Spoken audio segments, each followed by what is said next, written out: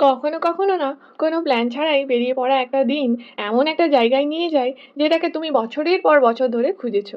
আজকে ঠিক সেটাই হলো আমাদের সঙ্গে। কারণ এই একই খাবার আমি ২ বার খেয়েছি, আর ২ বারই অন্য জায়গায়, আর ২ বার একটা অদ্ভুত কোইন্সিডেন্ট এর মধ্যেই পড়েছি। কিন্তু আজ যখন আবার সেই একই আউটলেট আমার চোখের সামনে এসে গেল, তখন মনে হলো আচ্ছা, আজকেও কি সেই পুরনো গল্পটাই রিপিট হতে চলেছে। আর সত্যি বলছি, খাবারটা খাওয়ার পর আমার মনে হলো কিছু কিছু টেস্ট শুধু খাবার নয়, পুরনো একটা ফিলিংসও ফিরিয়ে আনতে পারে। কিন্তু জায়াঙ্কের গল্পটা শুধু খাওয়া পর্যন্ত থাকেনি। কারণ এরপর জায়াঙ্ক এমন একটা কাজ করলো যার জন্য আমাদের বাড়ি ফেরার প্ল্যানটাই বদলে দিতে হলো। তো সকালটা আজ একদমই অন্যরকম ছিল।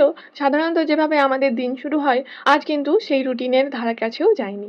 রান্না বান্না ঘরের কাজ কোনো কিছুই করতে ইচ্ছে করছিল না। আর সত্যি কথা বলতে কি, ছুটির দিনে কখনো কখনো এমন একটা দিন দরকার হয়, তাই না? সৌরভও বলল, যেহেতু আজ ছুটির দিন চলো বাইরে গিয়েই খেয়ে আসি। যদিও আমরা ইদানিং একটু বেশি বাইরে খেয়ে ফেলেছিলাম বলে মাঝখানে বেশ কয়েকদিন নিজেরাই একটু ডিসিপ্লিন মেনে চলছিলাম। কিন্তু আজ মনে হলো অনেকদিন তো বাইরে খাওয়াও হয়নি, আজকে একটু বেরোনো যাক। কিন্তু আসল মজাটা তো তখনও শুরু হয়নি। কারণ আমরা বেরিয়েছিলাম ঠিকই, কিন্তু কোথায় খাবো সেটাই কেউ জানতাম না। আর ঠিক তখনই রাস্তার ধারে চোখে পড়লো সেই রেস্টুরেন্টটা। দেখে আমার মনে হলো এটা কি সত্যিই সেই ব্র্যান্ড। কারণ এই সেম আউটলেটের খাবার আমি প্রথমে খেয়েছিলাম 2020 সালে রাজস্থানে। তখন এত ভালো লেগেছিল যে সেই টেস্টটা আমার মাথায় একেবারে গেঁথে গিয়েছিল। তারপর আবার 2023 সালে গুজরাতের অনেকটা দূরের একটা মন্দিরে গিয়েও ওই একই আউটলেটেই খাবার খেয়েছিলাম। মজার ব্যাপার কি জানো, ২ বারই সিচুয়েশন প্রায় সেম। ভীষণ খিদে পেয়েছে, কোথায় খাবো বুঝতে পারছি না, আর হঠাৎ চোখের সামনে এই রেস্টুরেন্টটা।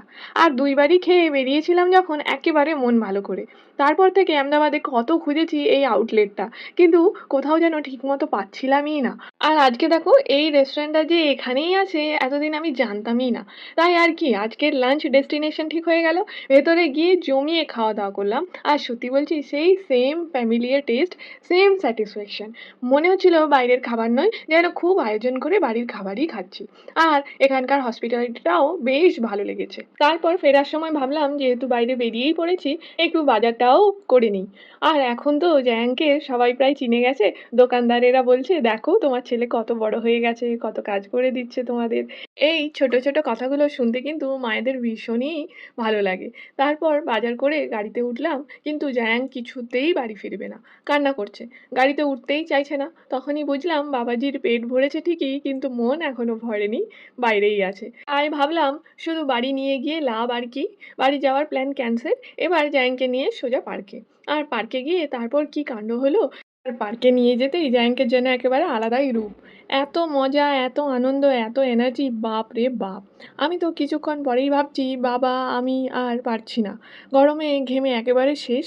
আমাদের এনার্জি যেখানে শেষ, ওর মনে হচ্ছে সেখান থেকেই দিনটা শুরু। এদিক ওদিক দৌড়চ্ছে, খেলছে, চারপাশে এত মানুষ দেখে একেবারে মজায় মেতে গেছে। এর আগেও ২ বার ওকে পার্কে নিয়ে এসেছিলাম। ১ম বার ছিল ওর একেবারে ১ম পার্ক এক্সপেরিয়েন্স, তাই শুধু অবাক হয়ে চারপাশ দেখছিলই। আর ২য় বার ওর শরীরটা খুব একটা ভালো ছিল না। তাই আজকে যেন একেবারে পারফেক্ট ডে। আজকে ও মন খুলে খেলেছে, হেসেছে, দৌড়েছে। আর ওকে এতটা খুশি দেখে আমাদেরও সব ক্লান্তি যেন উধাও। শেষে যখন বাড়ি ফিরলাম তখন মনে হলো আজকে আমাদের কোনো রুটিন ফলো হয়নি ঠিকই, কিন্তু দিনটা একদম পারফেক্ট হয়েছিল। আর সত্যি বলতে এমন ছোট ছোট স্পন্টেনিয়াস আউটিংই কখনো কখনো পুরো দিনটাকে স্পেশাল করে দেয়।